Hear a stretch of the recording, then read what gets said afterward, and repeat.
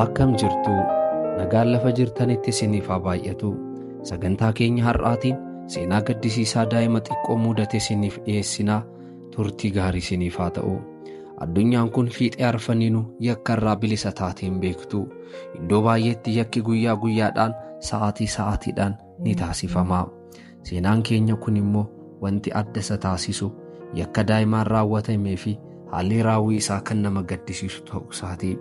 Yeroo tokko yakka hojjetame caalaa sababa raawwii fi nama yakka raawwate irraan kan ka'e battalli ajaa'ibsiisaa ni mudata. Yakki tokko raawwatame poolisiin yakka sana qoratee kan ajjeese, kan saame yookiin kan balleesse yeroo ifoomsu namoonni yakkicha raawwatan jedhaman isaan jedhanii amanuuf kan nama dhibu seenaan baay'ee galmee poolisii keessatti galmaa'ee argama. Seenaan keenya har'a ammoo kana wajjiniin kan wal qabatudha. Chaanaalii keenyaaf keessummaa yoo taatan laayik, sabskiraayib gochuudhaan maatii haa taanu. Seenaa waan dinqisiisoo kana fakkaatan isin biraan akka geenyuuf sabskiraayib gochuu hin dagatinaa. Haati Maadii Kiliftan intala ishee xiqqoo yeroo dhumaa ijaan kan agarte, isheen alaa gara manaa yeroo galtuu fi intalli ishee immoo kubbaa beesboolii ittiin taphattu qabattee mana keessaa gara alaatti yeroo baatu ture. Guyyichi immoo guyyaa lammaffoo akka lakkoofsa Awurooppaa Nooveembar 3 ture. Guyyaa kanatti immoo sabni Ameerikaa guyyaa filannoo biyyoolessaatti gaggeessu ture. Haati Maadii Viilaa Kiliftan akkuma namoota kaanii filannoo ishee raawwattee gara manaa yeroo deebitu, intalli ishee xiqqoon sun haga sa'aatii 12tti taphadheen deebi'a jettee manaa gara alaatti ni baate. Tapha kana taphachuun raawwii ishee yeroo hundaa yeroo ta'u, guyyaa kana garuu daftee gara manaatti hin deebine. Maatiin ishee irbaata qopheessee deebi'uu ishee eegus daa'imni xiqqoon kun garuu gara mana isheetti hin deebine ture. Obboleettiin ishee hangafaa gara mandaraatti baatee ollaa fi hiriyoota ishee hundaa ni gaafatte. Isheen garuu hin argamne. Daa'imni xiqqoon garuu lafa buute ni dhabame. Galgala keessa erga iddoo baay'ee barbaadanii booda gara lakkoofsa yeroo balaatti bilbilamutti gara 9:11 ni bilbilanii. Ollaa fi firri hundu halkan sana naannoo sana hunda barbaachuu itti fufee, humni poolisiis itti dabalamee barbaachi daa'ima kanaa itti fufee. Daa'ima kanas iddoo adda addaa deemuudhaan ishee barbaadanii, ollaa fi firri waliin ta'ee dhiyoo fi fagoo, tulluu fi bosona galee ishee barbaadus daa'ima sana argachuu hin dandeenye.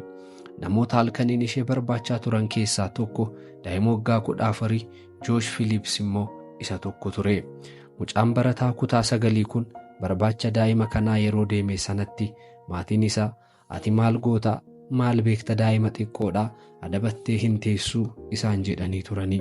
Inni garuu hiriyaa isaa yeroo hunda waliin taphatan waan taateef daa'ima waggaa 8 akkamittan callisee ilaalaa barbaachuun qaba jedhee abbaa fi haadha isaa didee gara alaatti ba'ee ishee barbaachaa ture. Abbaan mucaa kanaa, abbaan Joosh, Stiif kan jedhamu, ijoollee isaa seeraan kan guddisee fi kan adabu waan ta'eef namoonni baay'een naannoo isaa jiran daa'ima guddisuun kunoo akka Stiif jedhanii isa galateeffatu turanii. Seera mana isaa keessaa immoo Stiif daa'imni kamiyyuu osoo maatiin mana hin jiraatin nama gara manaatti fidanii akka hin dhufne gonka isaan dhorkee ture. Guyyaa kanas daa'imni kun baduu isheetiin dura akka waliin taphataniif gara mana Joosh akka dhuftee balbala rukutaas akka turte ni dubbata. Innis balbala yeroo rukuttu mana keessaa gadi ba'ee balbala banee fi mucayyoo kana wajjiniin taphachaa turanii. Haa ta'u malee Joosh intala kana gara manaatti galchee ishee wajjiniin taphachuu barbaadus, maatiin isaa garuu nama kamiyyuu osoo maatiin hin jiraatin akka ol seensisu dhorkamee ture. Wanti kun erga raawwatamee mucoon xiqqoo Maadii Kiliftan erga baddee torbee tokko ni guute. Barbaacha isheetis naannoo fi sadarkaa biyyaatti beeksisni adda addaa fi suuraan ishee lafa hedduutti maxxanfame. Maatiin ishee yaaddoo fi gadda cimaa keessa ni kufanii. Amma moo boru moo yoom gara manaa isheetti deebiti jedhanii yeroo hundumayyuu ganamaa fi galgala karra ni ilaalu turanii. Namni yeroof sassaabbame hunduu gara hojii fi jireenya mataa isaatti ni bittinnaa'e. Abbaa fi haatis kophaatti hafanii yaaddoo fi gadda guddaa keessatti ni kufanii. Maadii Kiliftan erga baddee torbee tokko guute. Torbee tokko booda garuu wanti nama rifachiisu tokko dhagahamuu jalqabe. Haati Jooshuwaa iddoo ciisicha ilma isaanii keessaa fooliin sirrii hin taane, fooliin akka malee ajaa'u mana isaa keessaa bahuu jalqabe. mucaa isheetiif kutaa isaa qulqulleessitee isa eeguuf jettee gara kutaa ciisicha ilma ishee ni seente. Sireen daa'ima kana jalli isaa bishaaniin kan guutame kan tolfamee fi siree ammayyaawaa waan ta'eef jala isaatii fi irri gubbaan yeroo bishaan keessaa cobu ni argite. Kutaa kana keessatti sireen bishaan qabatee haala ammayyaawaatiin hojjetame kun maal of keessaa qaba jettee jala isaatii qaama bishaan qabatu harkiftee yeroo baaftu wanti argite haga har'aatti kan ishee sodaachisuu fi sammuu ishee keessaa kan hin baane akka ta'e ni dubbatti. Siree bishaaniin guutame kana keessatti dura kan argite miila qaama namaa ture. Yeroo kana iyya mandara guutuu dhageessisu ni iyyite. Gara alaa fiigdee baate poolisoota nama laannoo sana kan jiranii fi waa'ee haala mucayyoo kanaa hordofaa kan turan gara manaatti fiddee dhufte. Isaaniifis waan mana sana keessatti ta'e hundayyuu tokko lamaan isaaniif dubbachuudhaan isaanitti agarsiisuu jalqabde. Poolisoonni yeroo mana ol seenan suuraan beeksisaa mucayyoo barbaaduudhaaf iddoo adda addaatti maxxanfame shittoo Joosh gidduutti ni arganii. Ol seenanii siree jedhame yeroo ol kaasanii daa'imni xiqqoon sun duute qaamni ishee maramee kutaa siree bishaaniin guutame keessa ciistee arganii. Wanti kun maatii fi ollaa hundaaf gaddaa fi waan rifachiisaa ni ta'e. Ilmi seeraa fi sirnaan guddate jedhame daa'ima xiqqoo lubbuu dabarsee maatii fi naannoof rifaatuu ta'e. Joosh battala sana barbaadamee harki kaateenaadhaan hidhamee gara waajjira poolisii geeffame. Yeroo jecha isaa kennu wanti kun hunduu kan ta'e dheekkamsa abbaa koo jalaa ooluu fi abbaan koo akkanaan hin lolleef jedhee deebise. Akkamitti abbaan kee akkasiin hin lolleef akkas goota? Gocha sukkanneessaa sammuu namaa fi yaadni namaa lapheen namaa fudhachuu hin dandeenye akkamitti raawwata jedhanii isa gaafatanii innis tokko tokkoon taatee mana keessatti taasifame ibsuu jalqabe. Yeroo mana keessatti taphachaa jiru maadiin kubbaan beesboolii ija ishee rukute. Akka malees ni iyyite.